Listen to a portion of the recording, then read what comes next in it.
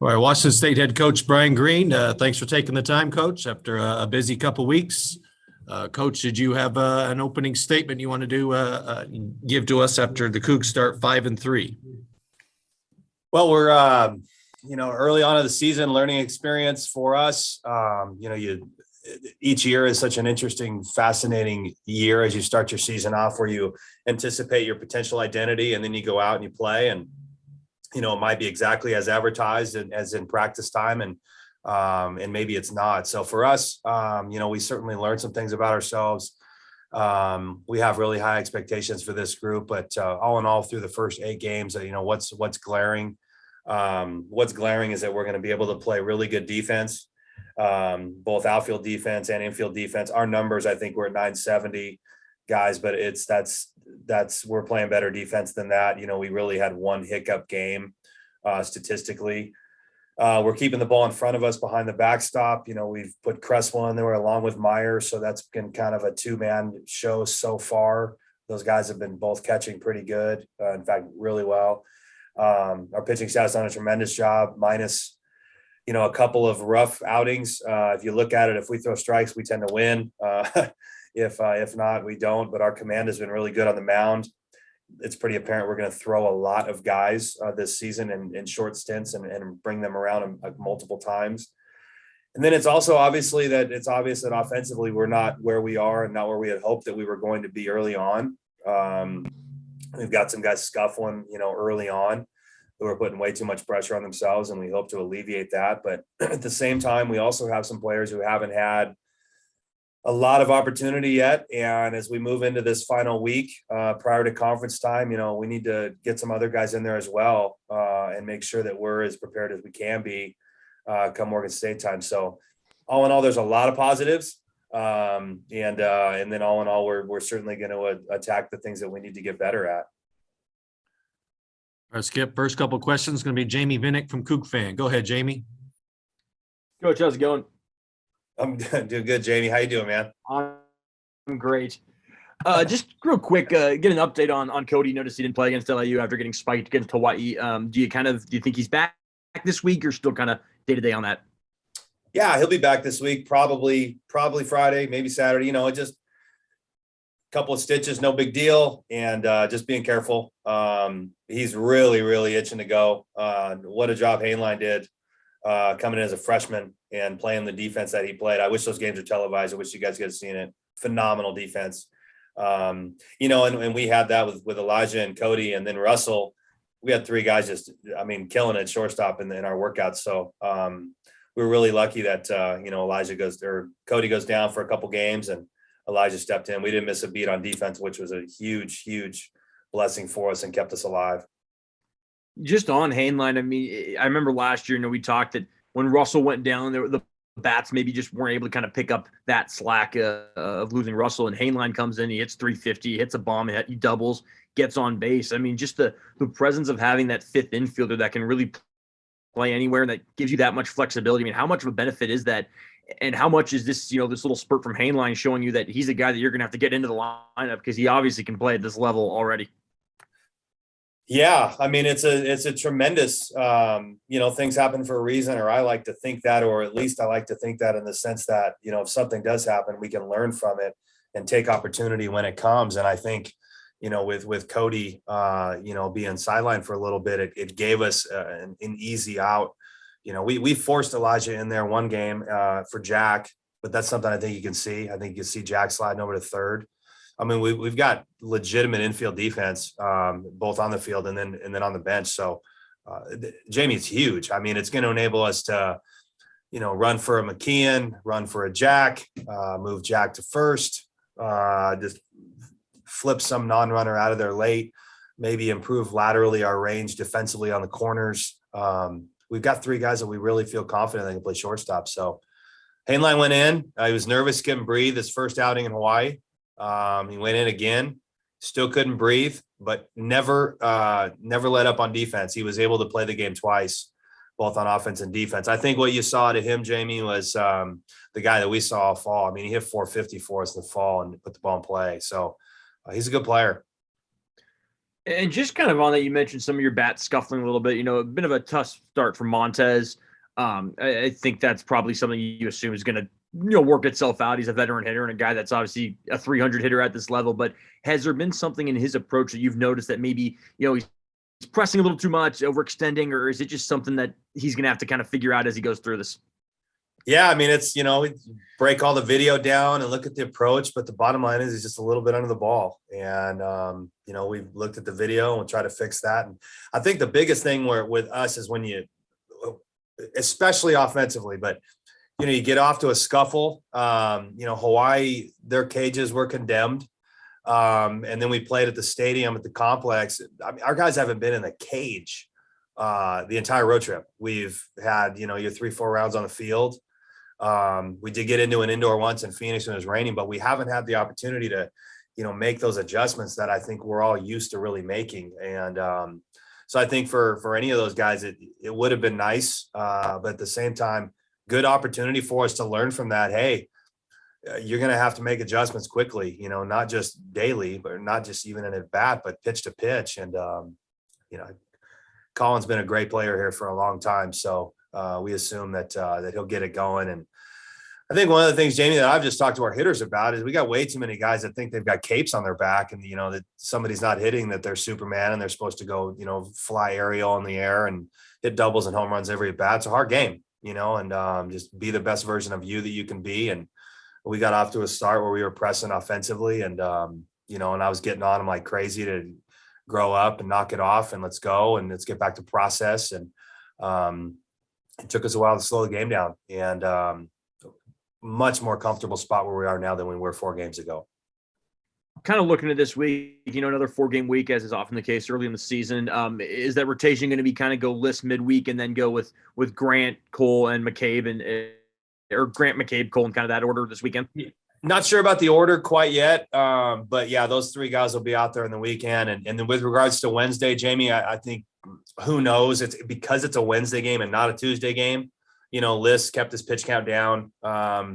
But for us, those Wednesday games, and I think Tarleton will probably look at it the same way. You really want to keep those pitch counts down for most of your guys. So I think you could probably anticipate some version of a staff. We want to make sure that we've got everybody down on pitch count come Friday, Saturday, Sunday. Russell's off to a hot start this season, probably maybe unsurprising considering just how good he is as a ball player and how good he's at the plate. But, hitting 380 now, are you looking at maybe getting him up in the lineup a little bit towards the top, or do you kind of like where he is because of how many fastballs he's getting in that 6, 7, 8 hole? Probably, I love balance. I love a lengthy lineup. That was when Code went down. The lineup felt shorter. But we've stuck a couple of freshmen in there and here come their numbers and here come their quality of bat. So that's a real positive for us. But yeah, I think that's something that you could definitely see, Jamie. I think along those lines too is, you've got Stincato and Plante, Stevens, Jones, Swartz. We've got some guys on the bench who are watching an offense at 255 right now.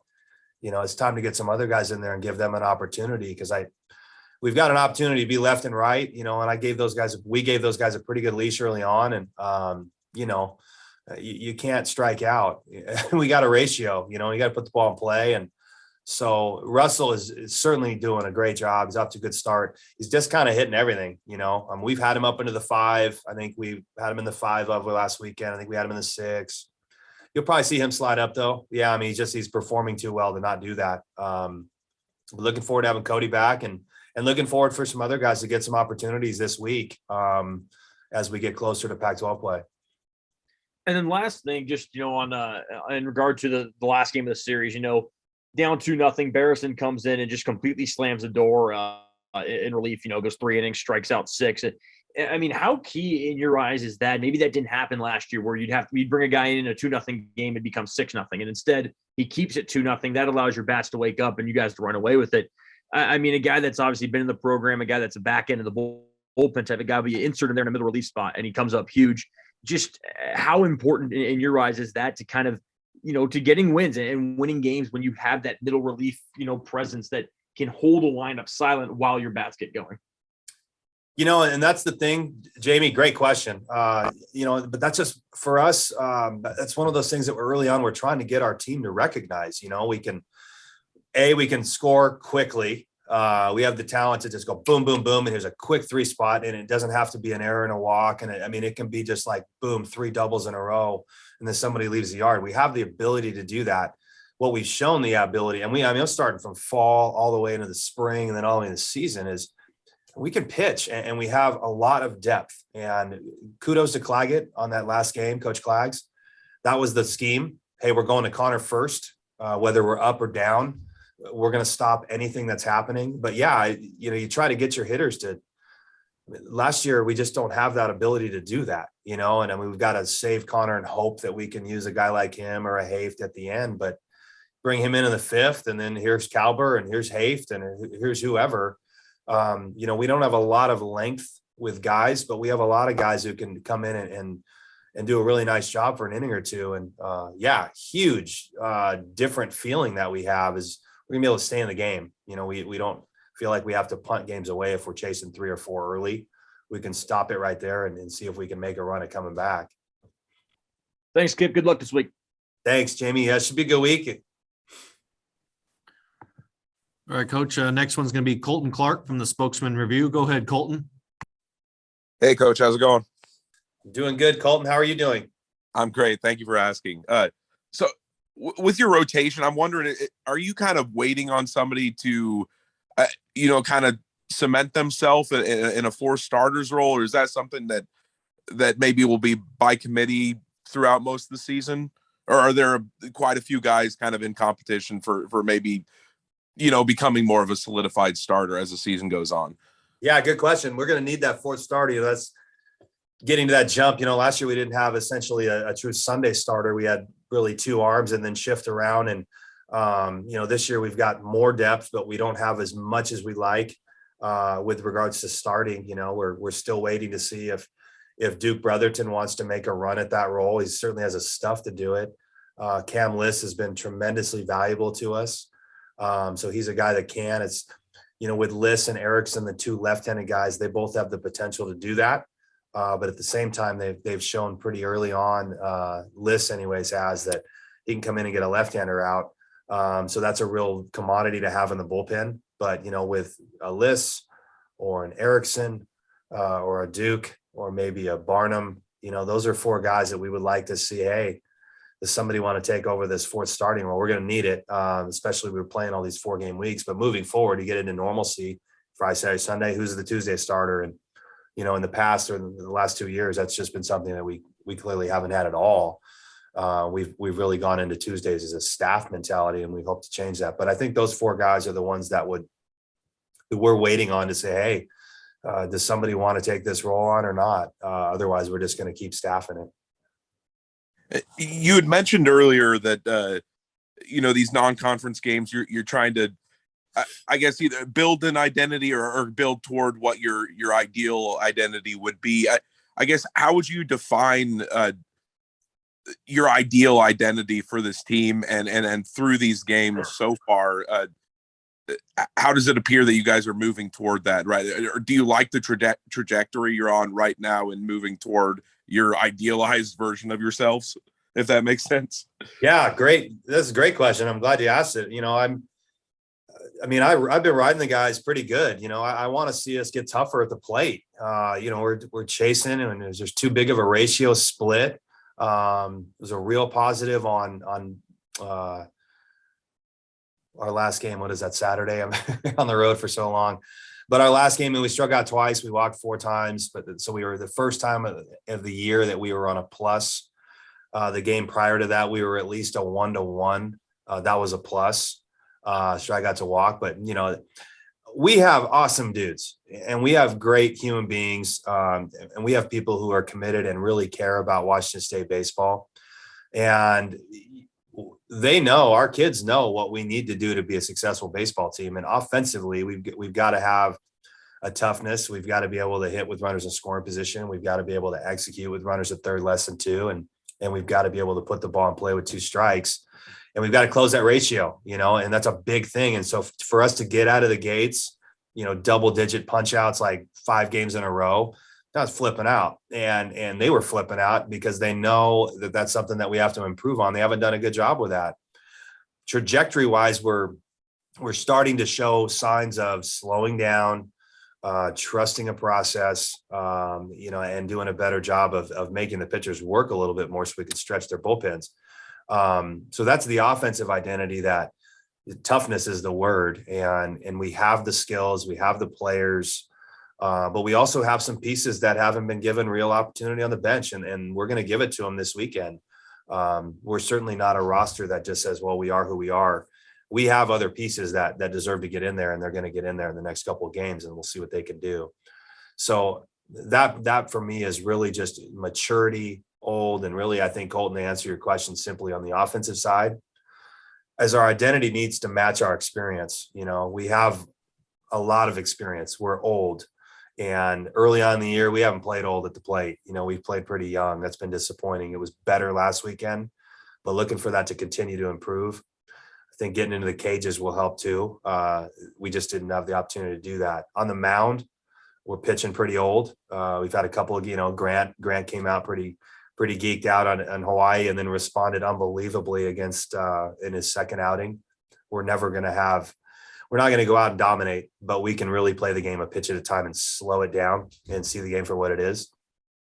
But I think on defense and on the mound, I think we've played, our identity has been pretty mature and pretty slow. And that's been great to see. Our offense has got to match that. For us, the identity we want to see again, mature and tough, because those are two things that we've exemplified here in the last couple of years with this group. A lot of these guys have shown some pieces of that. So that's what we want to chase. And I do like the trajectory from week 1 to week 2. It was certainly an improvement.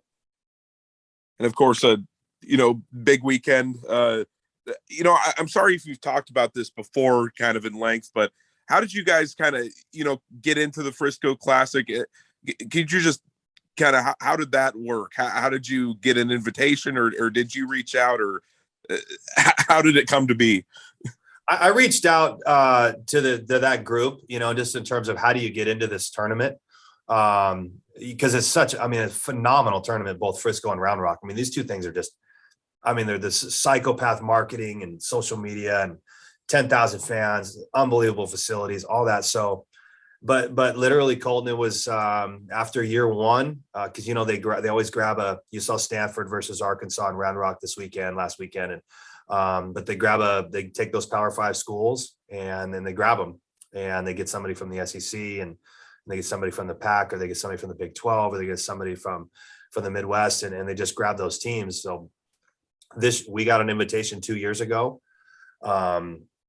And so boom, we're in. And so that's literally how it went down. And it was like, you want us in the tournament, we're in, we're coming. Absolutely. And we'll figure out the schedule early and before automatic. And this was even before the Pac-12 tournament. So this was going to be week 3. And then there was going to be another week 4 opponent prior to Pac-12 play. But that's how it went down. They asked, and we got in immediately. So really pumped to be a part of it. It's probably going to be 10,000, on opening night against A&M. We experienced a little of that at Hawaii. It's a pretty rough crowd in a good way. Didn't have much in Peoria because it was in the desert in the middle of the day. But it was awesome. We played in 2 unbelievable venues. So now we get venue and fans.